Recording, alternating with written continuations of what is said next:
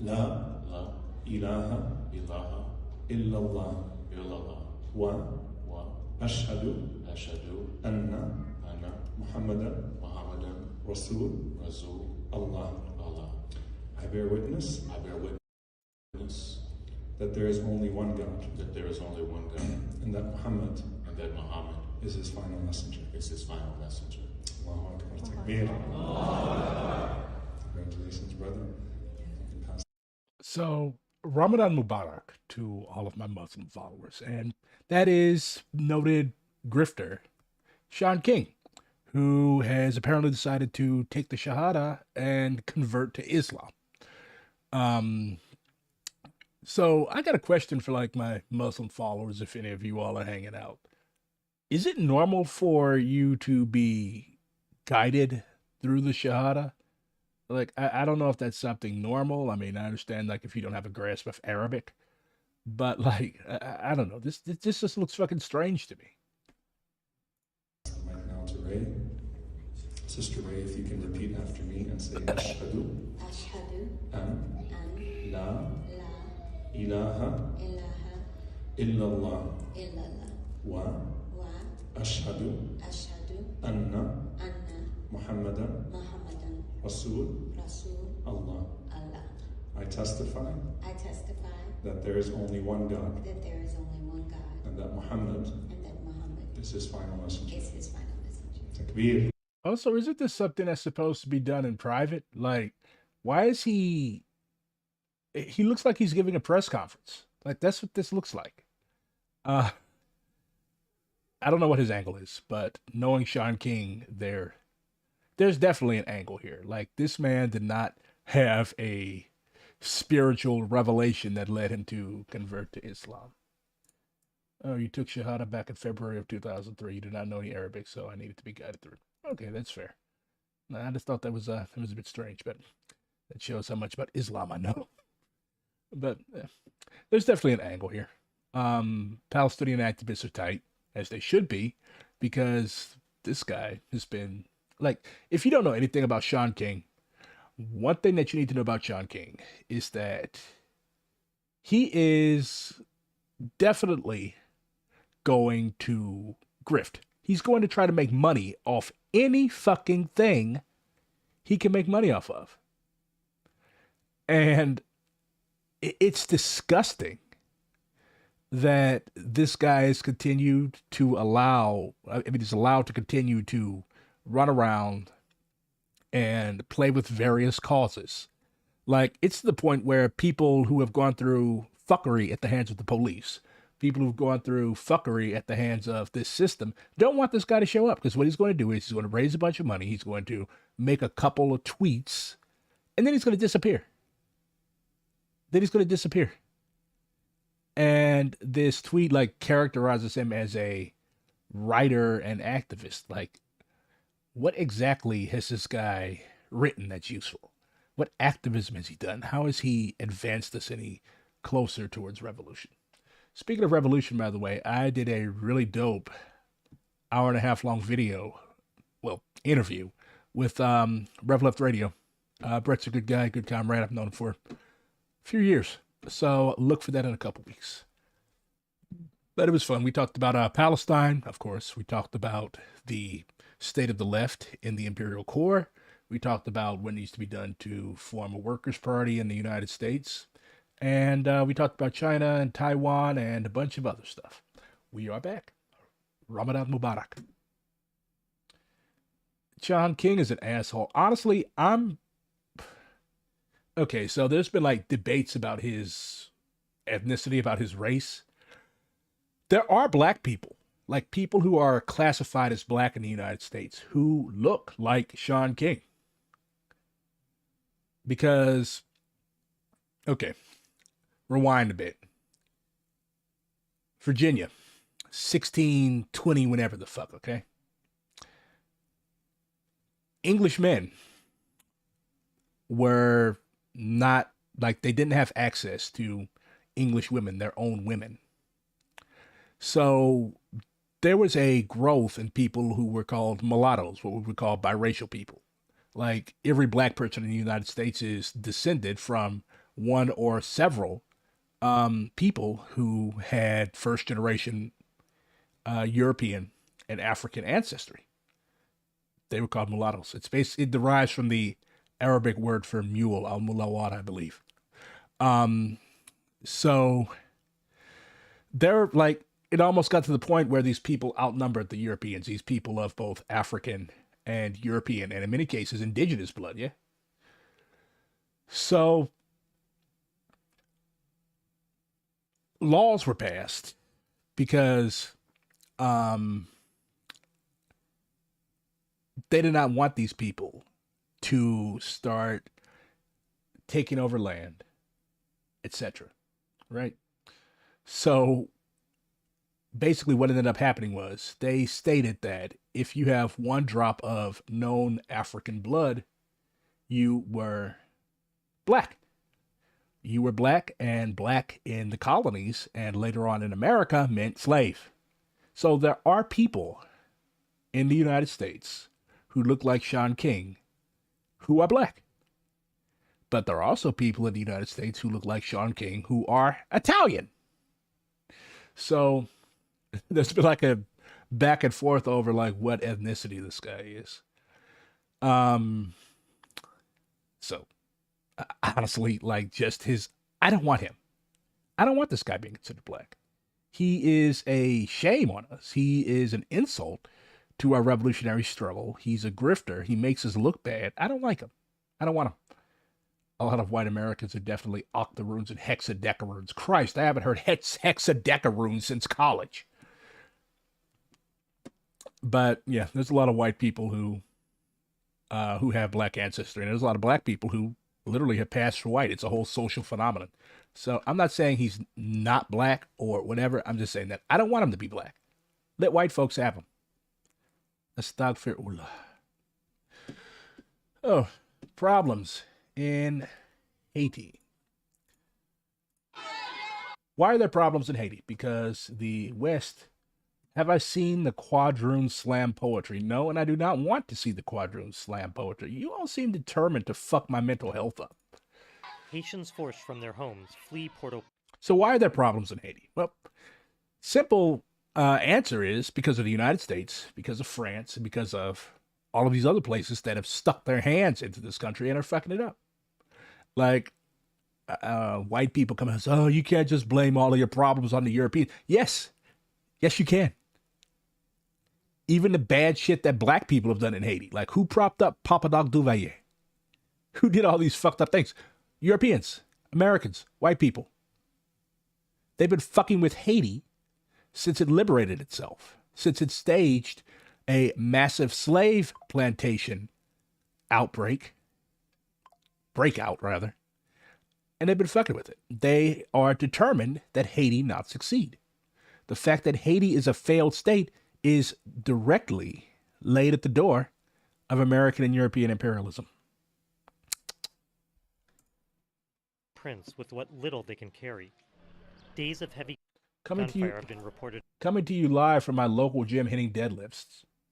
Haven't you heard? Working out is ableist.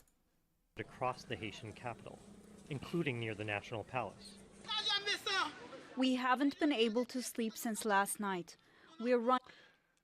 I really need to learn that skill, like carrying shit on your head.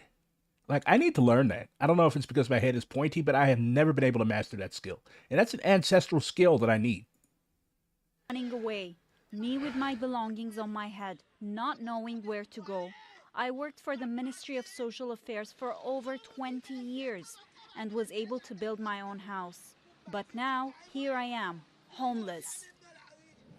Armed gangs want Prime Minister Ariel Henry to resign and have blocked him from getting back into the country. He was recently in Kenya trying to finalize a deal for a Kenyan force of peacekeepers. How fucked up do you have to be to, like, literally call foreigners to come occupy your country? Like, do you think that these people have your best interests at heart? The UN says it's getting ready to send a multinational security mission, and Caribbean leaders have called an emergency meeting with the US, Canada, and France to discuss the conflict. We have taken the decision as a community to write the heads of state and heads of government of the key countries with whom Haiti is engaged as partners, inviting them to meet with our heads in CARICOM in Remember this guy from last year when Venezuela thought that they were going to like take over 2/3 of Guyana? Kingston, Apparently they worked it out, but Maduro looked like an ass for that one. Jamaica. And of course, there were diaspora wars. Like, people were calling Guyana a fake country. And like, go say that in Flatbush. You will get what our Caribbean brethren call a cutlass upside your head very quickly. But I made a video about it. Of course, I backed the Guyanese. Because you can't just take over 2/3 of your neighbor's country. On Monday, the 11th of March, to urgently address this state of affairs. At least 15,000 Haitians have been forced to leave their homes. The dude has a whole fucking rug on his head. Did I hear that Pope Francis said that Ukraine should just surrender? Ukraine isn't even a Catholic country. Ukraine is an Orthodox country. Why the fuck would they listen to the Pope? Because of days of fighting between gangs and the police. Food and water and other basic necessities are increasingly hard to find. The director of police, that carefree and inhuman man, must do what he wants with the bandits. We can't take it anymore. We've lost all our possessions, everything we owned. We've lost our families. We're on the streets today, seeking refuge in other safer shelters. With no functioning government in Haiti, people say the gangs, which control large parts of the country, are making life unbearable. Imran Al-Khan, Al Jazeera. So, who funds and who arms these gangs? Big Papa, right up north. The Dominican Republic, which is a puppet to Big Papa up north. Like, every fucked up thing, like, a lot of people understand this. Like, every fucked up thing that happens in the Caribbean and in Latin America has Yankees behind it. Everything. Or former colonial powers like France or Britain. And again, white people who say, oh, you can't just blame the white man for everything. Like, yes, the fuck you can. Because it's the white man that fucked it up in the first place. Did you know that after Haiti liberated itself, like, France basically surrounded the island with ships and like basically shook them down? Like, they were paying reparations to France all the way into the fucking 20th century. United Nations is describing the... And yeah, fuck the Oscars. Land back. They did Lily dirty. Capital of Haiti. But as we know, the Academy does not care about colonized people. It's run by white people for white people. And I love Cillian Murphy. Like, he's an excellent actor. He's an excellent actor, and he's done some good shit. But again, this is a white cabal, and it serves the interests of white people, and it produces propaganda to uphold white supremacy. I didn't watch it, but I followed the commentary on Twitter. As a city under siege, thousands have fled Port-au-Prince as armed gangs battle to seize complete control. Caribbean leaders have called an emergency meeting. When black folks in the Caribbean liberate themselves, it makes a big impression on the black folk here. Yeah. That's why Reagan did not let Grenada maintain their Marxist-Leninist-oriented government. As soon as the revolutionaries started fighting amongst themselves, as soon as Maurice Bishop was murdered by dogmatists and militarists within his own formation, the New Jewel movement, Reagan, using the presence of a handful of American medical students on the island as a pretext, invaded Grenada and ended their revolutionary experiment by force. He didn't even consult Margaret Thatcher. Margaret Thatcher was pissed at him because Grenada is part of the Commonwealth of Nations. And Margaret Thatcher basically extracted an apology out of Ronald Reagan. But fuck Reagan and fuck Thatcher. And fuck Hudson Austin and Winston Court and all those other people who strangled their revolution in the cradle because of their own egos. But Grenada was so dangerous to the United States because it's an English-speaking country. There's a Grenadian diaspora in the United States. And Maurice Bishop visited Hunter College in the United States and gave a very thorough Pan-African and socialist-oriented speech. And the United States government didn't like that very much. I'm surprised they even let him into the country. Meeting on Monday for talks with Canada, France, and the U.S. Well, Rosa Friedman is a professor of law, conflict. I don't give a shit what a white woman in a fucking cowboy hat has to say about Haiti.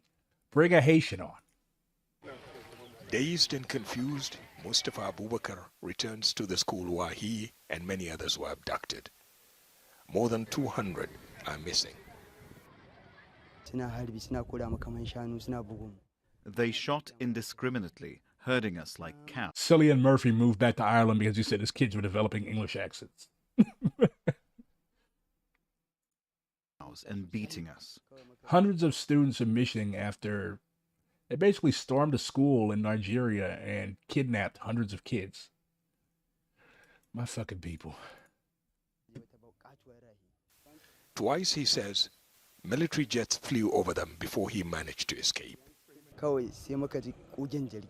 There was a long burst of gunfire at one point, but I'm not sure if it was from the aircraft or from the bandits. Mustafa Abubakar, so he has an Arabic name, so my guess is that this happened in the north. As we meet the villagers of Kuriga, there was a commotion and wild reactions as news filtered out that the students were back. It turned out to be a false alarm. Villagers... Damn. Imagine like being ecstatic with joy because your kids that had been brutally abducted were found alive, and then it turns out to be false. Say hundreds were taken from this school shortly after the morning assembly on Thursday. 187 students were abducted from JSS Kuriga, and 100 pupils were abducted from JSS Primary School, LG Primary School Kuriga 1. This compound has both a primary and a secondary school. It was moved here because it was vulnerable to attacks and mass abductions, which has caused the closure of many schools in the north. That has caused the region to lag behind the rest of the country in school enrollment. That's got the government and aid agencies worried about the future of millions of children. Like, this is kind of productive. Like, there's no surer and faster way to piss people off than going to a school and snatching up hundreds of kids. Like, why would you do that? What is the purpose of that? How does that serve your cause of fundamentalist Islam or whatever the fuck you claim you believe in? Like, how does that help you? Almost universally, people do not want you to fuck with kids. So why would you go and abduct? Like, are you holding them for ransom? These people don't have any fucking money. These are peasants and shepherds and rural working class people. They don't have any fucking money. Why would you do some evil shit like this? All you're going to do is bring down, like, people are going to start forming militias and stuff, and they're just going to start popping you, as they should. Children in Nigeria. Be rest assured that the president is equal to the task. The very essence of the existence of government is to secure the lives of poor participants within the ocean. You all want me to talk about the Shining Path? The proper name is Partido Comunista del Perú, Communist Party of Peru. But I think I can reserve a night to talk about the Shining Path and why it fucked up and what it did right.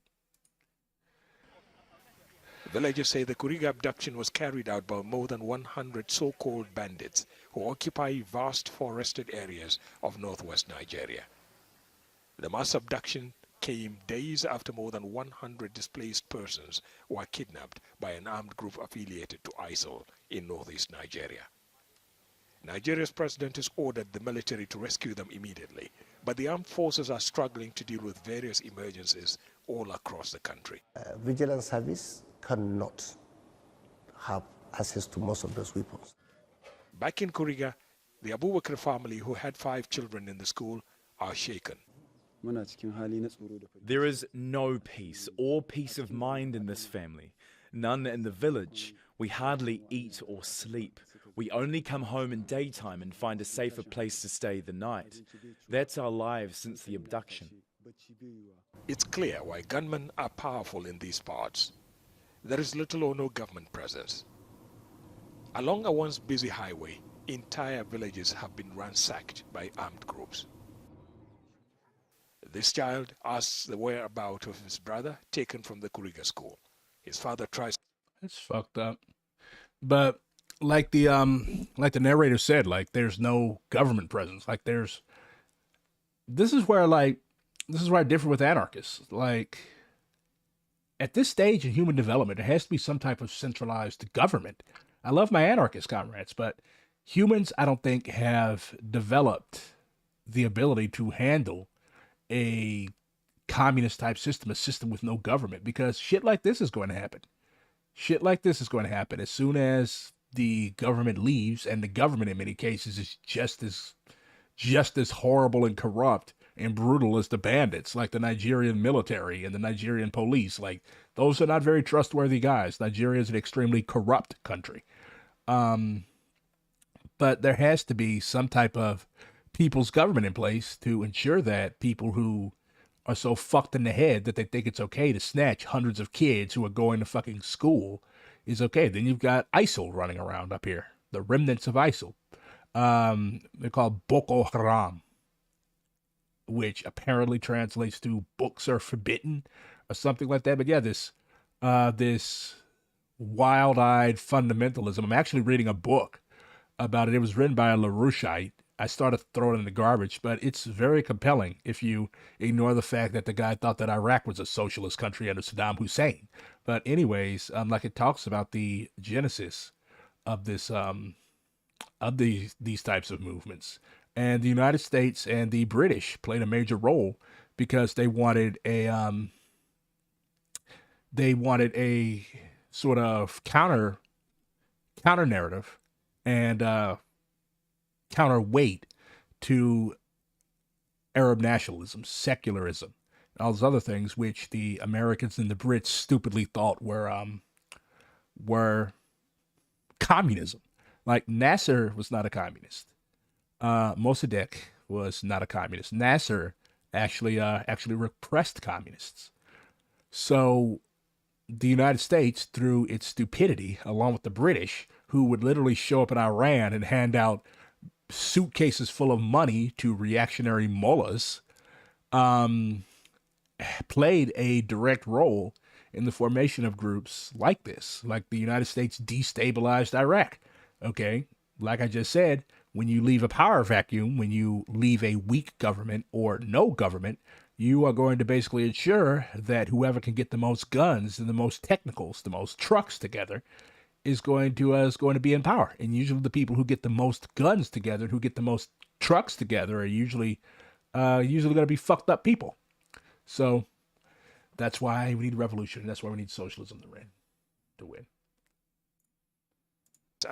How are you going to learn Islam without reading the Quran? Boko Haram, except for the Quran. Successfully to comfort him, reflecting the general mood in this shattered community. Ahmed Idris. I think I found the Uncle Tom of the week. What's up, folks? Last night I did not get to watch the Republican debate, so I woke up really early this morning, sat in my car where no one could hear me cry. And this is from 3 months ago. This channel is titled Pan-Africanism Strikes Back. Let's see how Pan-African this guy is. I'm going to say not very much because he's already saying that he's going to vote GOP, Republican, in 2024. But let's hear him out. Laugh and go through the full range of emotions, and I checked out the debate. Now, there's going to be a lot of clips coming from me concerning that debate, and when I say a lot, I mean maybe one or two. But I have to say that after watching that debate, I am definitely going to continue to be a registered Republican for the foreseeable future. I bet you this guy owns a pair of those tacky Trump shoes with taps on the bottom. You may ask why, Brandon. They act wild. They're crazy. Democratic chaos can't. This guy's name is literally Brandon. Be repaired by Republican chaos. This is why I will continue to be a Republican. I love being a part of anything where people are not afraid to hold each other accountable. Vivek Ramaswamy put on a map. How are the Republicans holding each other accountable? They can't even hold Trump accountable. Masterclass of accountability. He spoke absolute facts concerning Nikki Haley and the corruption that is so pervasive within our political I have a strong notion that this guy is hiding like an absolutely massive forehead under this hat. He likes Vivek because Vivek is his brother in forehead. Structure, and he wasn't afraid to offend people. The Republican Party many times is just trash. And they have a lot of people within that party who are just trash. But man, I'm telling you, the Republican Party is the only party that has people within that party who are not afraid to call out their peers and to hold people accountable. When I look across the aisle, when I look at the Democrat Party, I don't see anybody trying to call people out for their corruption. The closest you have to that in the Democratic Party is RFK, and he's an absolute... I'm done with you. Go jump off a bridge. An Israeli I saw this video the other day. It is brutal. Soldier recounting his actions during a raid in Gaza City. Body cam video from last November sparked widespread outrage. They murdered this old fucking man in his bed. It revealed the soldier discussing how he repeatedly shot an elderly Palestinian man.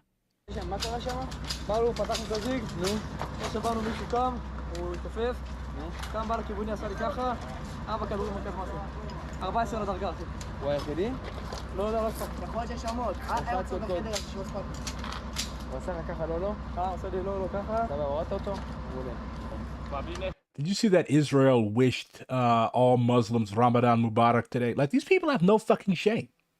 No shame whatsoever. Like, you are murdering Muslims. You've killed almost 40,000. Shit, they haven't even counted the bodies under the rubble yet. There's still bodies that are still there from when they started the bombing. Like, we're never going to really have a full and thorough death count of what's happening in Gaza. And you have the nerve, you have the audacity to, like, Israel is basically playing with the world right now and knows that it can do this shit without being held to account. It knows that it can do this shit without anything real happening to it. And they're playing. Like, how the fuck? You're killing Muslims and you're going to wish Muslims Ramadan Mubarak. That's like the Nazis telling you Happy Hanukkah. And while you're in a fucking concentration camp being starved to death.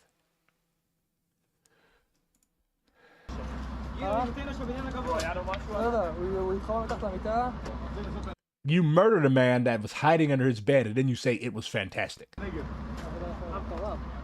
Like, this shit is so bad that the Israeli army is literally claiming that, yeah, they fucked up and we're going to have to investigate this. Like, do you have any idea how fucked your action was? Will you actually make the IDF be like, hold up? The victim was 73-year-old Atta Ibrahim, who was a well-known disabled man in the refugee camp where he lived. You shot and killed a disabled man, and a 73-year-old disabled man cowering under his bed. Relatives say he was deaf, and his attempts to communicate by sign language were futile. We were in touch with him since the start of the war. When the Israeli soldiers invaded Al Shati area, we lost contact. During the first truce, we asked neighbours who said he headed south. We were shocked to see his images on TV. Witnesses told Al Jazeera the entire neighborhood served as a temporary base for Israeli soldiers. During the course of their operations, at least 50 Palestinians were killed and their remains are buried in a mass grave. Many homes were razed as Israeli forces pulled out. The Israeli government has confirmed soldiers were in the camp at the time and they're investigating. The family of the disabled Palestinian are still searching for his remains, and if they're successful, hope to give him a dignified burial. Axel Zaimovich, Al Jazeera. Jesus Christ. There is no punishment strong enough for this. Like, they've got too much blood. Israel is drowning in so much blood, it will take hundreds of years to wash it out. Portugal is preparing for elections and a far-right party is expected to make gains. Chega, meaning enough, is campaigning against immigration and corruption. The party is riding high in the polls, although mainstream politicians have ruled out working with it in any future coalition. In 2019, Portugal's far-right populist party Chega won just over 1% of the vote. Now, party leader André Ventura's public appearances resemble those of a rock star, and the party's polling at over 20%. The recipe for success? I see the wave of fascism continues to march across Europe. A young team that reaches millions on social media. The message is simple. Portugal is in danger from corrupt politicians and illegal migrants. I understand that some people don't like our voice in the political discussion, but we're actually Brazil needs to occupy Portugal until we find out what's going on. Like, do you have any idea how easy it would be for Brazil to like just take over Portugal? Like, Portugal is Spain's dick. What can Portugal do? Do they even have an army? Like, they literally got washed in Africa. As soon as they lost their colonies, they basically became one of the poorest countries in Europe. Like, Portugal is a joke in Europe. Brazil needs to just come and wreck their shit and repay them for what they did. Concerned with the well-being of all people. It's obvious that the current strategy of welcoming everyone into this country without any control is leading to a constant decline in our living standards. Oh, really? A Portuguese person. A person who is a resident, a citizen of the country that invited themselves to every fucking third world continent, every fucking where. You were in South America, you were in Africa. Like, y'all were the OG colonizers. Y'all were the OG colonizers. You had fucking Goa in India, every fucking where. And now you're mad about people coming. Also, is it me or does she kind of look like AOC? Doesn't she? She looks like AOC. This is the fascist AOC of Portugal. A few kilometers away, in Lisbon's Martim Moniz district, the rise of the far right has become cause for concern. The number of migrants is particularly high here. Some have lived in Portugal for a long time and have their own businesses. But in recent years, thousands of undocumented migrants have settled here too.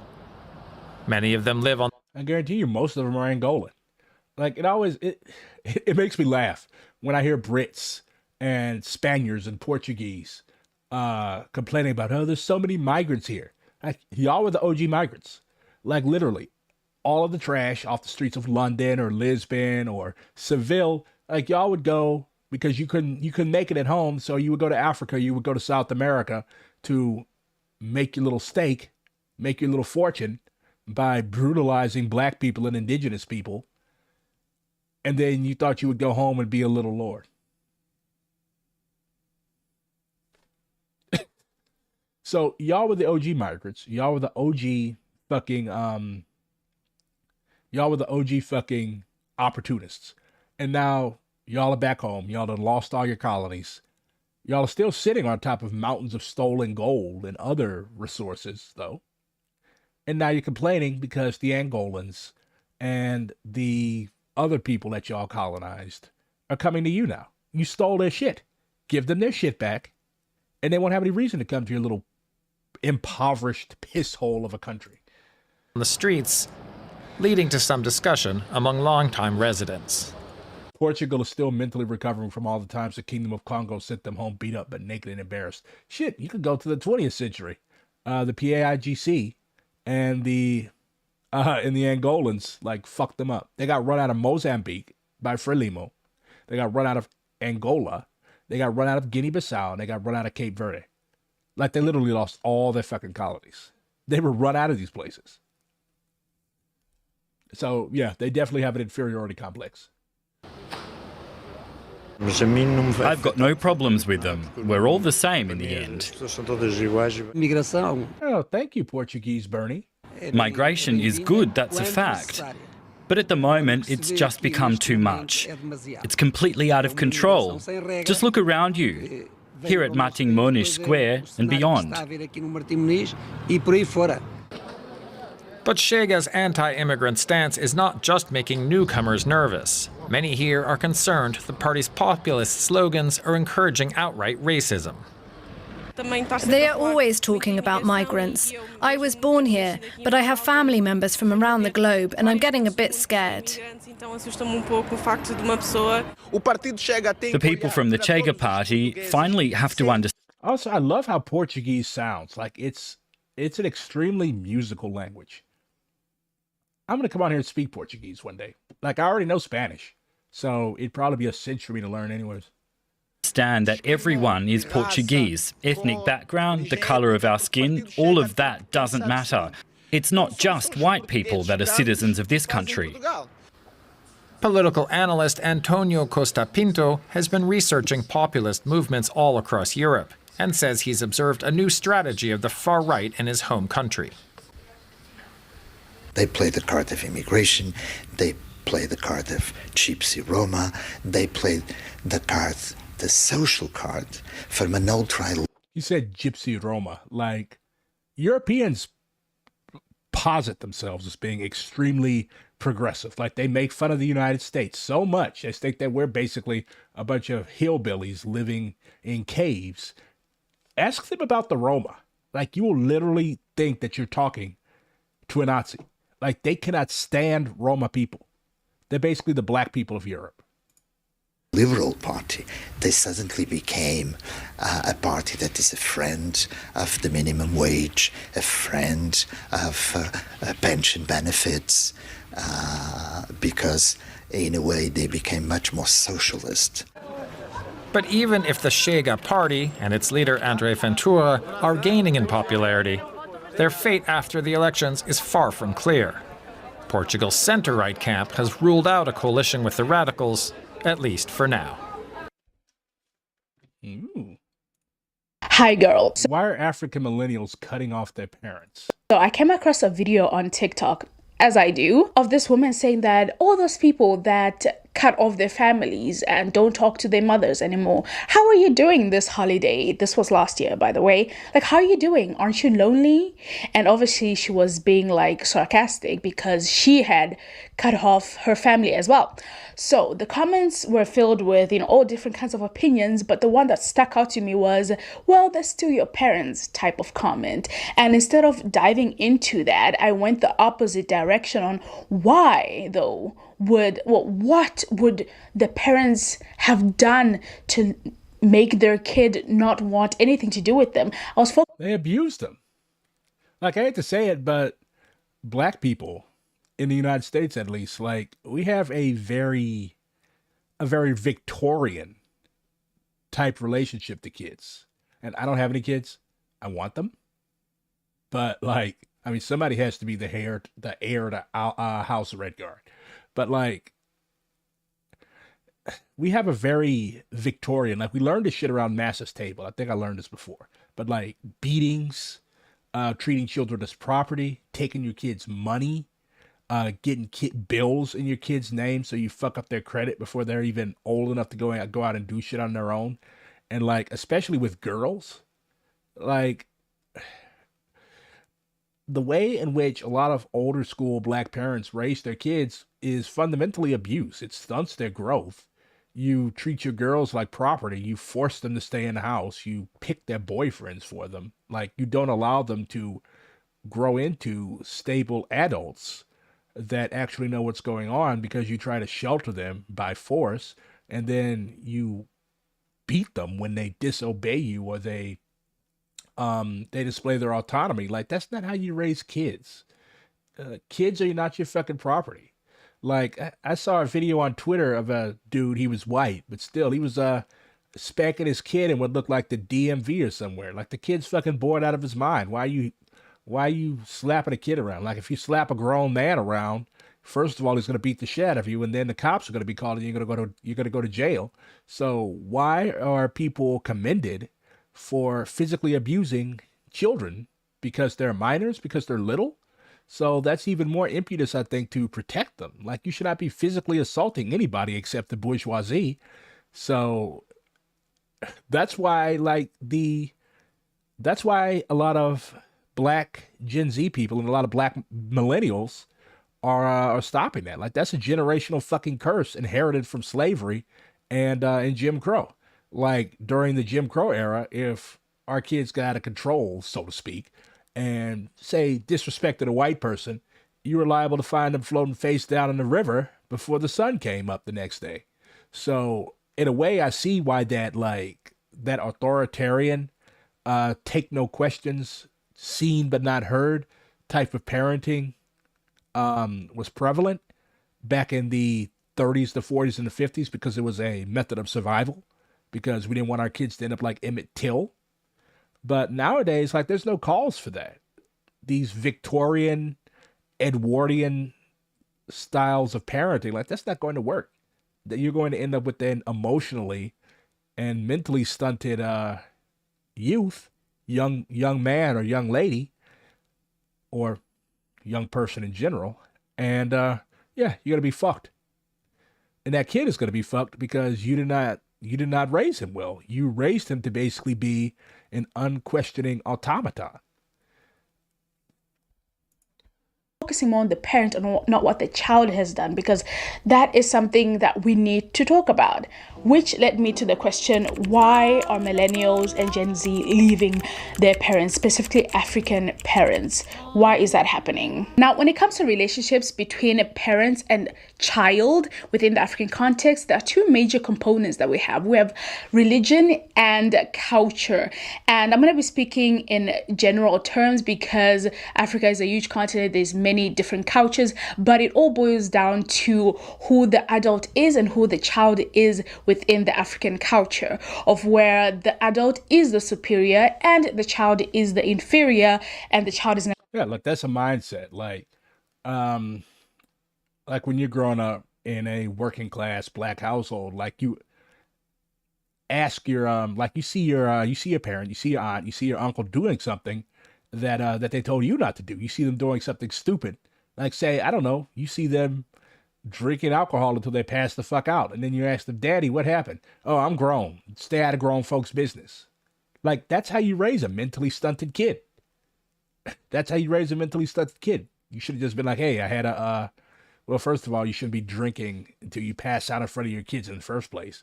But yeah, like, kids are naturally curious.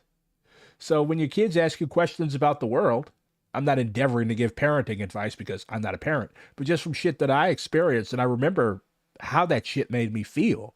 Like, it made me feel like I was less than, like, as she said, like an inferior.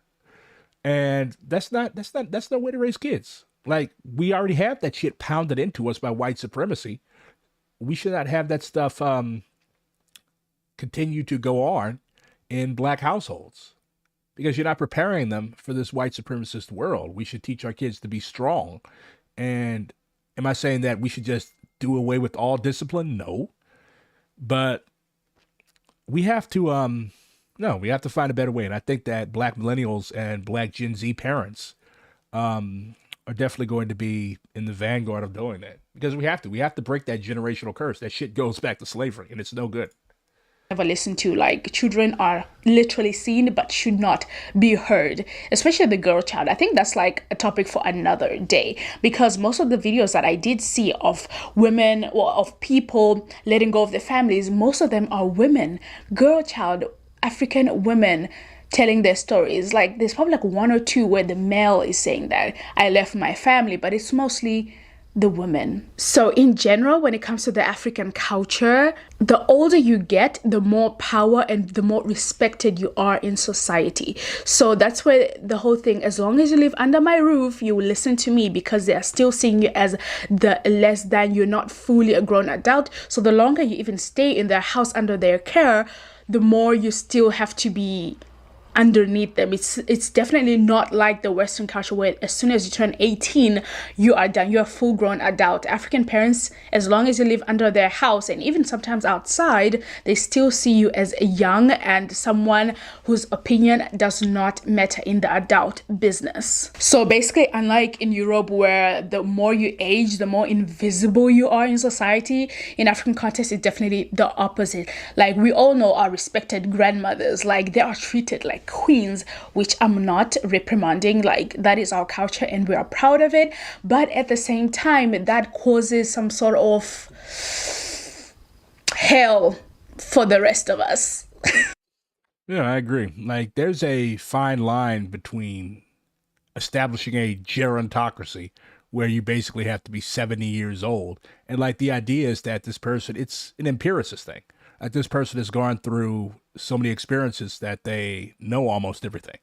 And am I saying that we should not respect our elders? No. That actually is one part of African and African American culture that I really appreciate, that we respect our elders. But at the same time, like, we can't have a gerontocracy, because somebody that came of age in the 50s or 60s or 70s isn't going to be able to understand the vast amount of social changes that have taken place since the beginning of this millennium. We're almost 30 years into this millennium. Like, look back to 2000 or 2001 or 2002.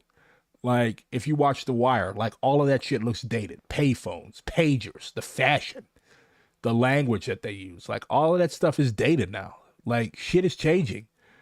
We're having a decade's worth of changes in 2 or 3 years because of the internet and because of the escalating political situation, the escalating crises that are going on all around the world. So, yeah, it has to be a balance. We can't have like total disrespect of elders, but we also can't have like iron-fisted rule by somebody just because they've lived so long. And the rhetoric that's always spoken is respect your parents, respect your elders. But that respect really means fear your elders, basically, because that respect just generally means that you have to be a slave to them in most extreme cases. But that is basically what it is. How was slavery? Like, you get beaten up, you working for free, all that kind of stuff, and you see a parallel where this child, this firstborn elder's, daughter, is taking care of her siblings and she's not getting paid for it. It's not her job. And that's slavery. That's exploitation. And yeah, that's very common. Like, if you're working and you still live with your parents because rent is so high, it's very common for them to help themselves to your check. Like, you can't do that because it's stifling you. They're fixing it so that you can't move out, or they put bills in your name without your permission. Like, no, that's exploitation. Like, no question about it. And if she doesn't listen or something like that, she gets beaten up. Like, tell me the parallel. Like, we can see the parallel. Like, obviously it's not, the same extremes, but we can definitely see a connection there. And we have the religious side of it, where I'm a Christian, by the way, just a side note. But I'm not going to ignore what religion can do to harm people. Where the only thing the African parent is looking at when it comes to kids is that verse in the Bible, Proverbs 13, verse 24, spare the rod, spoil the child. That is the only thing when it comes to children that they know of from the Bible. And they also, people misinterpret that. Okay, the Bible is referring to a shepherd. Okay, a shepherd has a stick to guide the sheep, guide the little lambs, guide the little kids, whatever, the goats or whatever that they're herding. A shepherd doesn't beat their flock, because all it's going to do is going to scatter them. It's going to make them run. That's not how you raise a flock of sheep. That's not how you raise a kid. You don't raise a kid by beating the fuck out of it. You make that kid resent you, or even worse, you traumatize them, and they think that that's how you raise kids. Oh, my mom beat me, my dad beat me, and I turned out fine. No, you didn't turn out fine. Now this person is an adult. They have their own house. They have their own family, and now they're beating the hell out of their kid and continuing the generational curse. You can't do that. Have took it and ran with it. That's where we hear so many stories, like 99% of them. I was beaten. I was beat until I had blood. Otherwise, if there was no blood, that means I have not learned my lesson enough. I don't think that's very biblical, is it? It's really not. So adding the cultural aspect and also the Christian aspect, we come to a conclusion that African parenting style is authoritative parenting. And just to This is Talks with Tanya. define that, authoritarian parenting focuses on discipline and control, while authoritative parenting focuses on limit setting with connection, of which the African parent definitely chooses the first one. In an article by the Gospel Coalition, it says, most people will agree that parenting in Africa is typically closer to the latter. African parents tend towards Talks with Tanya. being authoritarian rather than permissive. So now the question we have to ask yourself, what is this need for African parents to have this control and this discipline mindset? Like, let me discipline you. Why is that? Most of the time when you ask them that question or when you're having discussions about it, they equate to love. And that's where you have to ask the question, why does love mean pain to you? Why does love hurt? There's a story of Jesus that I was thinking about where he was young and he goes missing, but then he turns out he was at the church. And then the parents ask him, like, where were you? And he's like, didn't you know I'd be in my father's house? I just imagine how an African parent would react to that. Like, if I was to just... What the fuck is Balatro? I'm looking at my Steam library trying to figure out what game I'm going to play. Just like disappear on them and be like, well, don't you know that I would be at church? They would not, you wouldn't even finish that sentence. You get a slap in the face. Why do they do this?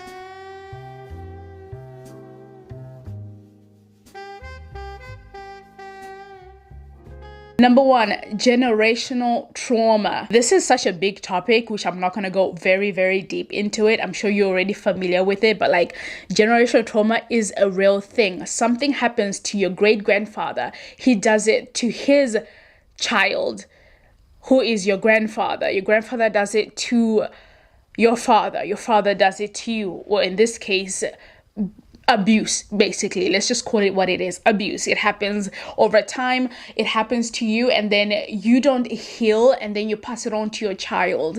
Have you ever, right now as you're watching, have you ever done something that you're like, well, my mom used to do this to me and I thought I would never do this, but now I'm doing it. It doesn't have to be negative or positive, but just something that you just subconsciously had in your mind and you doing it without even realizing it, and then realizing then you've gotten that from your parents. And it's such an interesting thing that if you don't take note of it, it can happen. So if you don't take note of the trauma that's happening, you are most likely to carry it to the next generation.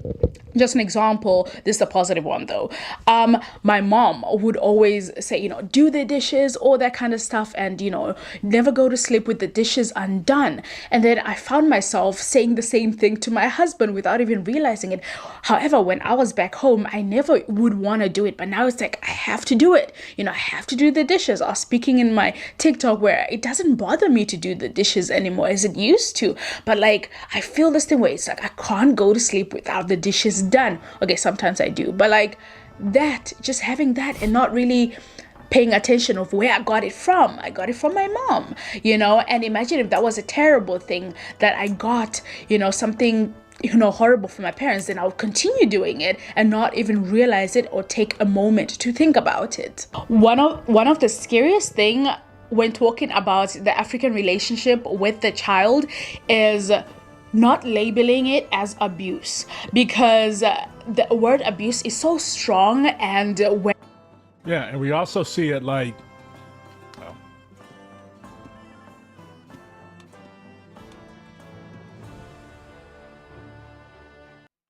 we also see abuse as like a white people thing. So yeah, we all fucked up, but we got to get better. I like her. I'm going to subscribe to her. Let's play some Crusader Kings.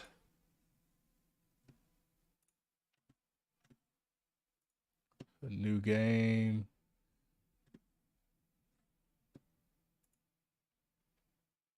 Oh, shit. Yeah, Crusader Kings.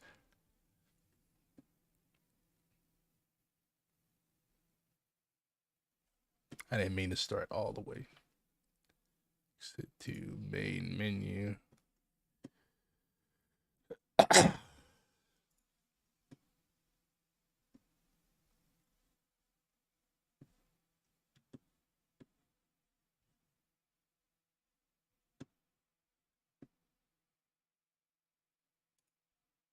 Oops.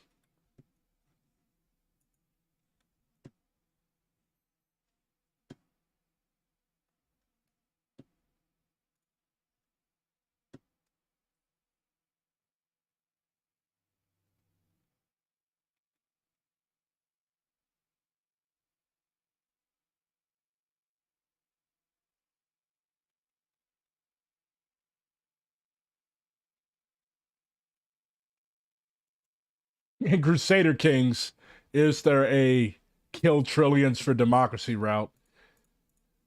What the hell is wrong with you? You have some serious issues, my friend.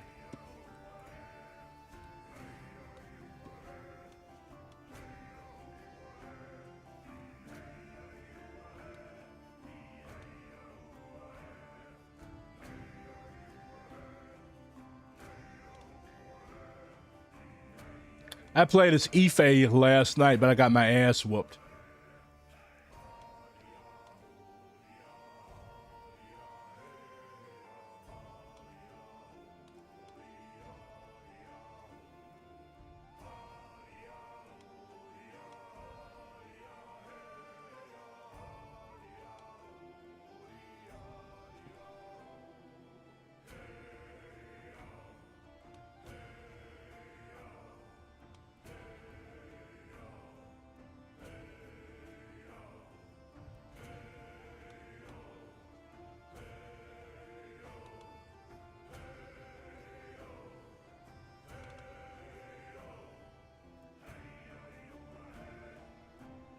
Y'all want me to play as Vikings?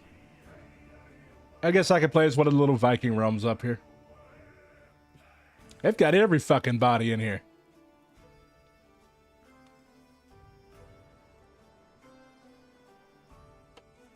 Ethiopians. Oof. Welcome to this clusterfuck.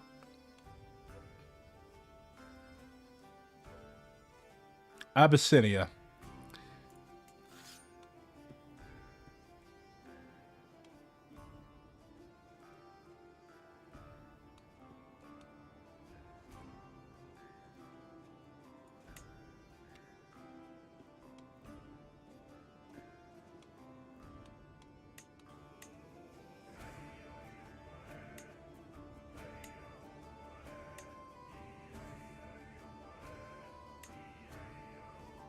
Thai. That's a nice name.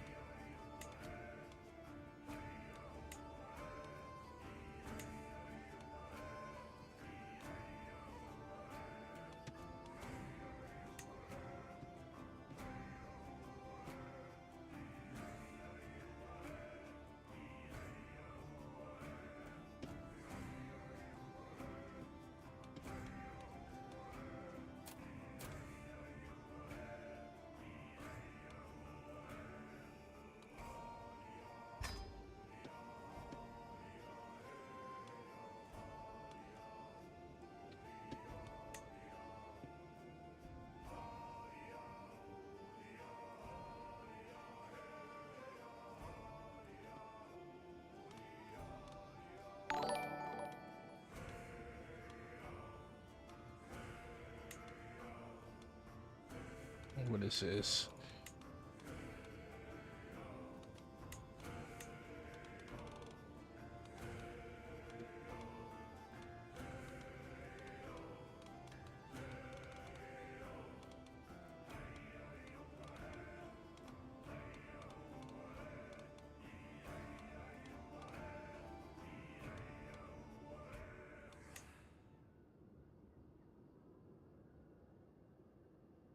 Oh, I need the Star of David. That's the Solomonid symbol.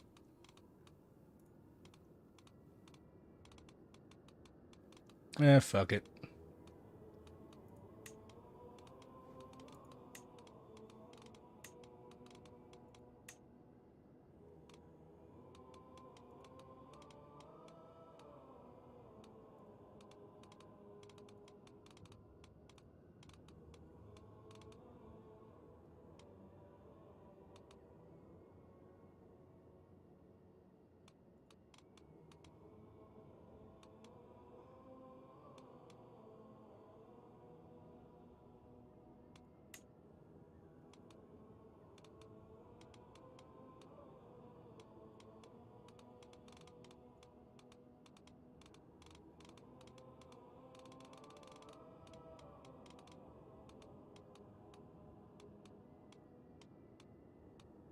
Damn, a shitload of crosses. Some of which strongly resemble swastikas. Oof. An upside down cross? I could spend all fucking day just making the sigil of my house.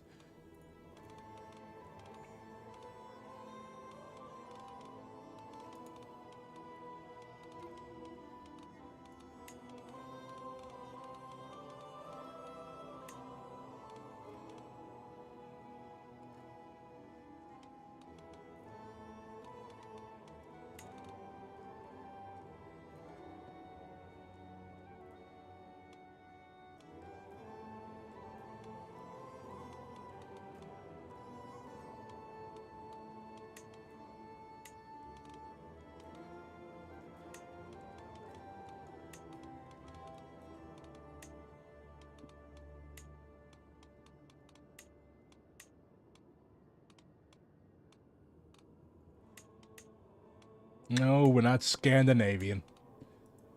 That'll do.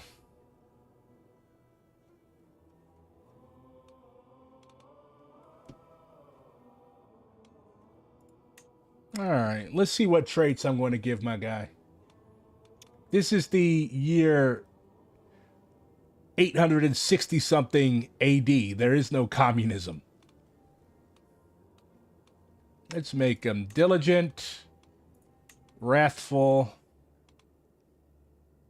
arrogant.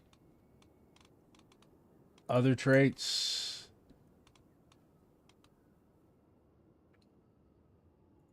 Family hierarch. Strategist.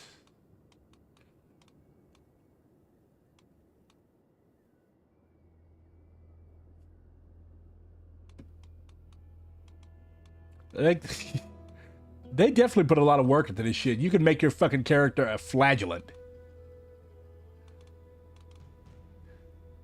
Possessed. Lover's pox. Marked by blisters and infection, this character is afflicted by a venereal disease.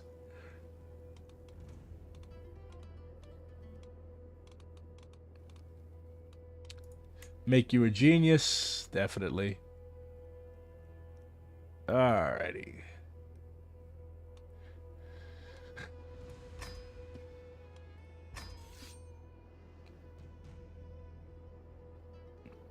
This is Negastai of Abyssinia. He is 25 years old. Let's see if he dies of a pox.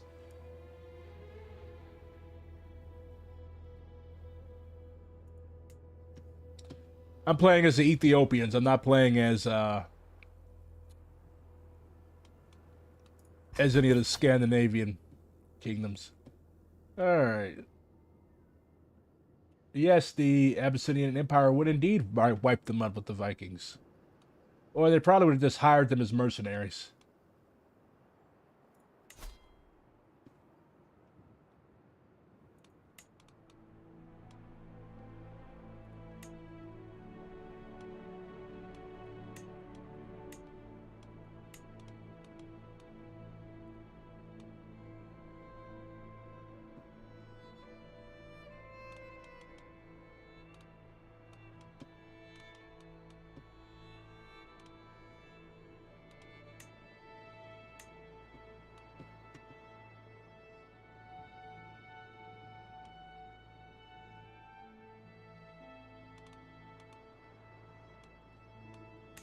Alright.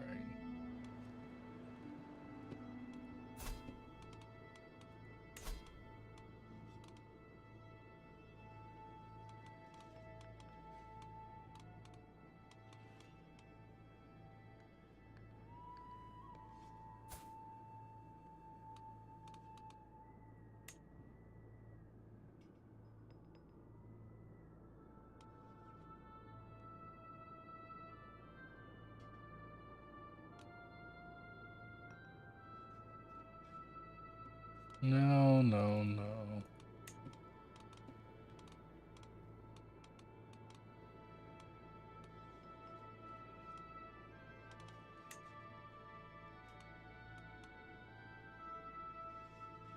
She is infertile.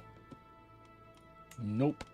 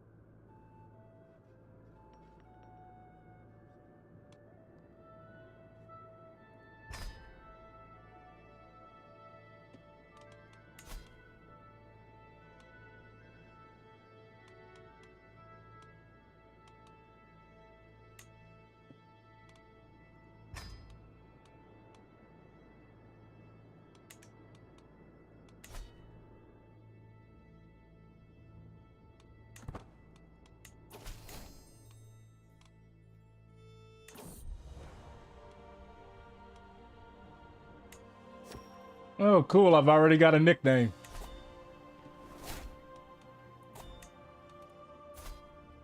Ty the Proud.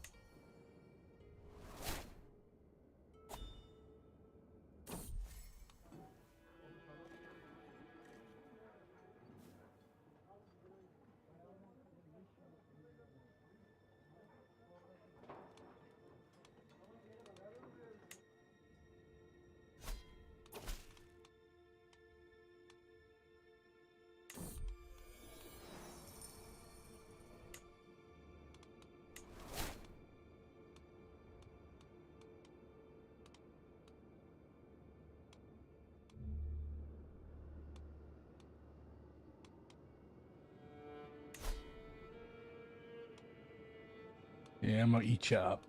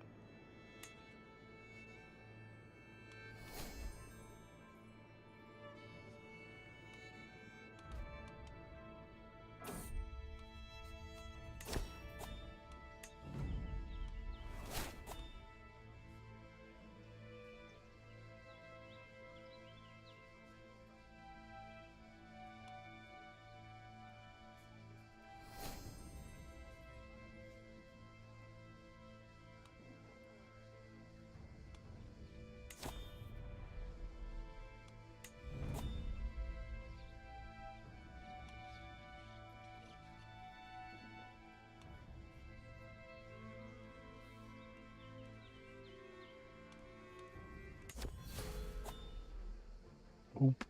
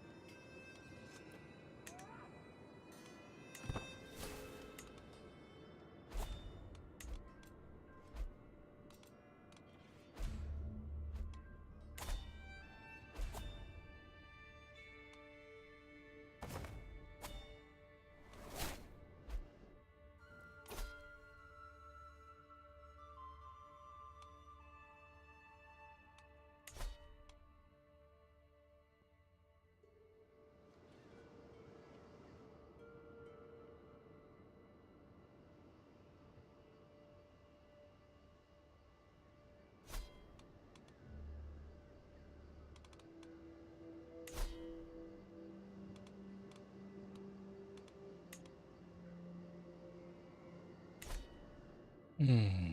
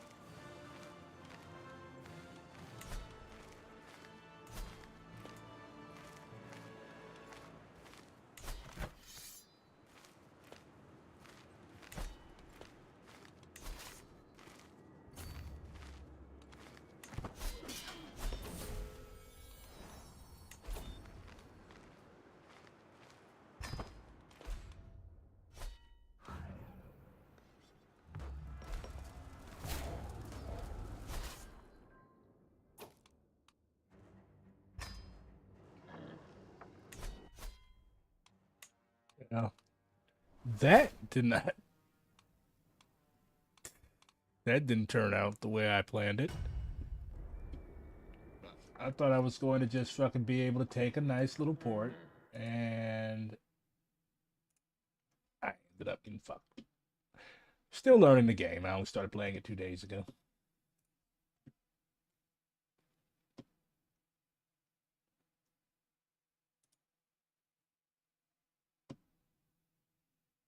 Plus, the middle of the night doesn't allow for the full display and use of my cognitive faculties. Anyways, let's see what's going on Twitter.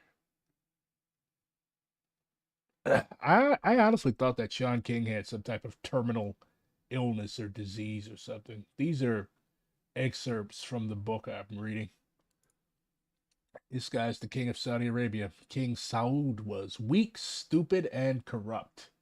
And he was surrounded by 11 courtiers. What's wrong with being 11? Besides the fact that he was hopelessly ignorant with only the foggiest understanding of the modern world, Saud was also widely seen as dissolute, a sex addict, a drunk, and an all-around seeker of pleasure served by pimps and procurers of alcohol in 10 lavish palaces. With more than 100 children from an endless series of wives and concubines, he was also, quite literally, the father of his country. Gamal Abdel Nasser said that the genius of you Americans is that you never make clear-cut stupid moves, only complicated stupid moves, which make us wonder at the possibility that there may be something we are missing. Here's children in Gaza celebrating Ramadan.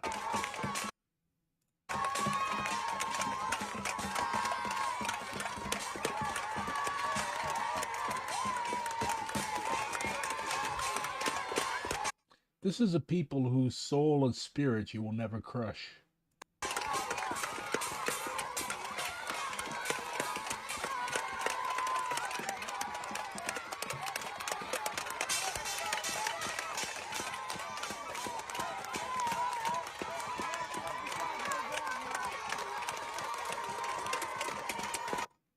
Ramadan Mubarak, little fellas. Anybody want robot fried rice? It's a fried rice machine.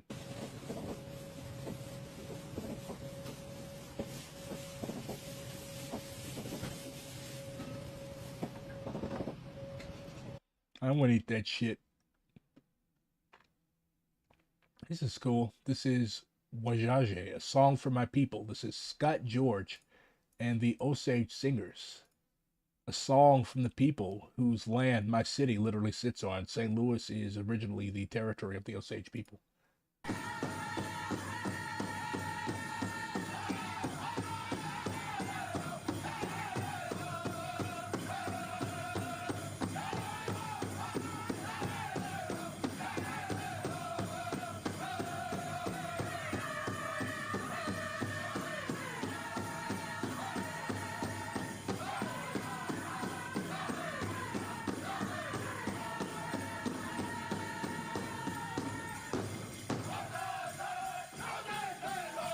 Based.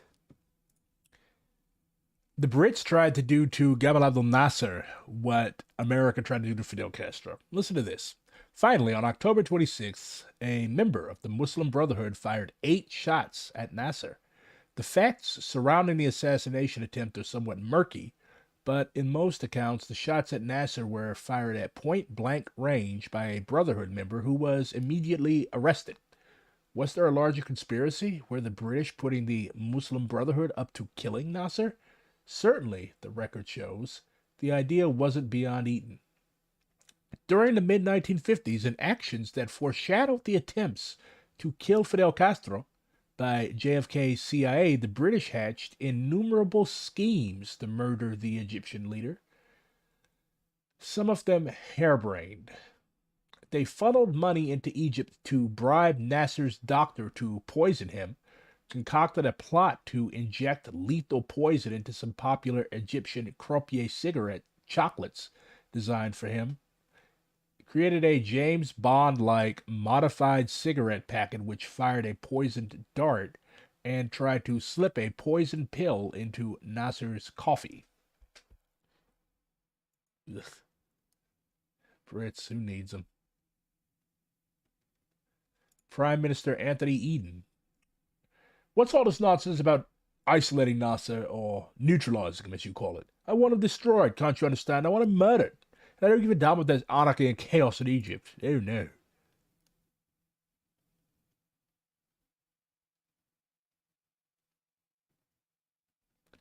This is good.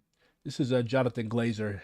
He won the Best International Film Oscar for The Zone of Interest, which is about the director of Auschwitz who is trying to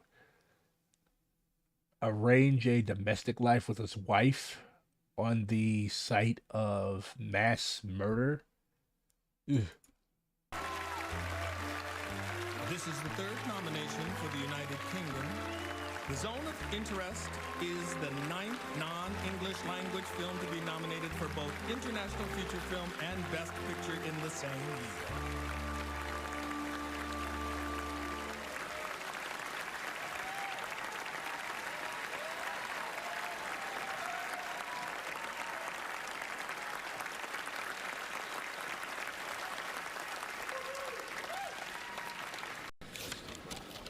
Work in our State Museum for their trust and guidance, to my producers, actors, collaborators.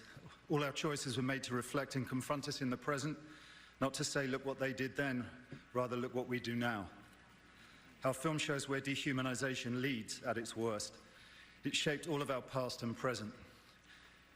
Right now, we stand here as men who refute their Jewishness and the Holocaust being hijacked by an occupation which has led to conflict for so many innocent people. Whether the victims of October the... This is a middle-of-the-road speech, okay? Like, this guy isn't saying victory to Hamas, victory to the resistance, or calling on these very rich actors and directors and other glitterati to start funding the Palestinian resistance, okay? This is a middle-of-the-road speech, and, like, people are, like, losing their shit over this. Like, I saw one Zionist tell this dude to shove his Oscar up his ass. Like, it's just amazing. Like, the mass delusion, the mass insanity that Zionists display. It's like it's like fucking those dance hysterias that went on in Europe during the Middle Ages because everybody got ergo poisoning. Like these are very intelligent people, like doctors, lawyers, business people, bankers. These people are not like they're not clinical, but they're just fucking deranged. A lifetime of privilege and a lifetime of being able to do whatever the fuck they want has warped and broken their brains. So this Jewish dude giving a very mild speech in support of the Palestinian people, like he's being portrayed as a fucking Hamas supporting psycho. It's barbaric. It's barbaric and it's disgusting. Am I saying that people who support Hamas are psychos? No, but that is the mainstream narrative. If you even mention Palestine without also mentioning the supposed right of Israel to exist, you're seen as being a Hamas supporting psycho that deserves everything up to and including physical violence to be enacted against you.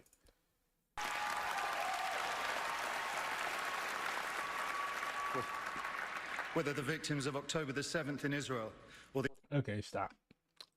Fuck that both sides shit. If you're in LA, you should attend these. Dr. Sharice Burton Stelly, Black Scare, Red Scare. I ordered it the other day. It came the other day. I'm gonna start reading it after I finish this. After I finish the book that I'm currently reading. Theorizing Capitalist Racism in the United States. She's going to be at Midnight Books, 3382 East Florence Avenue in Huntington Park. She's going to be at Vivian Engineering Center, room 518 on March 14th. And she's going to be talking about Black communist organizing and capitalist racism in the United States. She's going to be in the library community room at Arn, Friday, March 15th. God, I'm fucking tired. And she's going to be at All Power Books. So, yeah, go check her out.